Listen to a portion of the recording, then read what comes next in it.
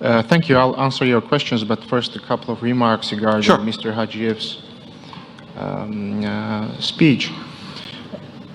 Well, Mr. Hajiev mentioned that the Azerbaijani side expects some clarifications regarding the constitutional framework of Armenia. Well, first I have to say that the constitution and the legal framework of Armenia is our internal affair, and it has nothing to do with our peace process.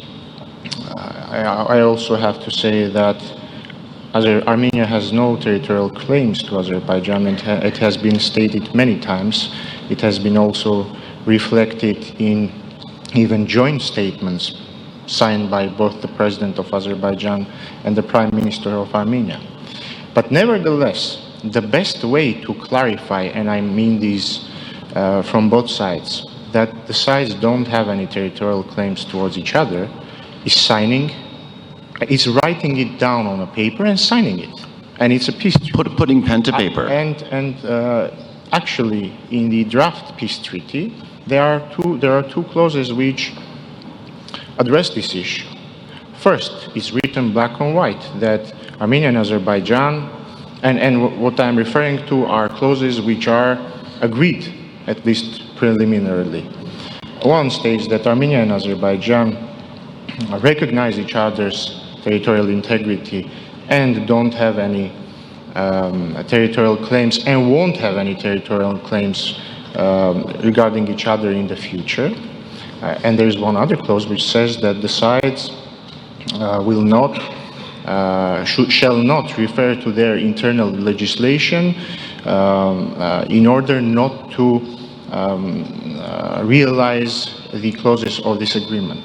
So the best way for both of us actually to assure each other that there are no territorial claims and there should not be any territorial claims in the future is signing a peace treaty. I know Mr. Hajiev likes to say that signing a peace treaty is not rocket science. Well, this is one of the cases where I have to agree. It's indeed not the rocket science if what we refer to is basic principles of international law. And I think the principles of territorial integrity, sovereignty, respect of each other's jurisdiction, and opening all communications based on equality and reciprocity are basic principles of international law.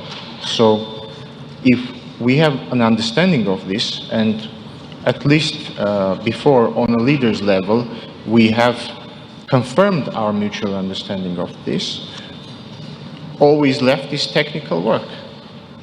Unfortunately, we don't see eagerness from the Azerbaijani side to reflect these agreed principles on paper, but we hope this will change. Okay. Your question was regarding demarcation and connectivity.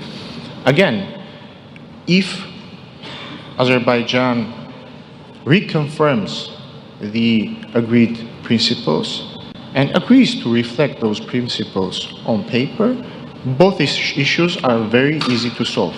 I also have to say that regarding remarks about Armenia militarizing, well, Armenia is not militarizing. Armenia is simply building its defense.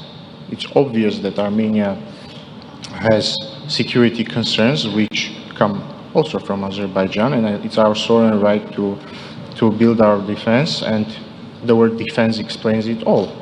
We don't have any aggressive motivation towards any of our neighbors. We recognize the territorial integrity of all our neighbors, and it's our sovereign right to have defense.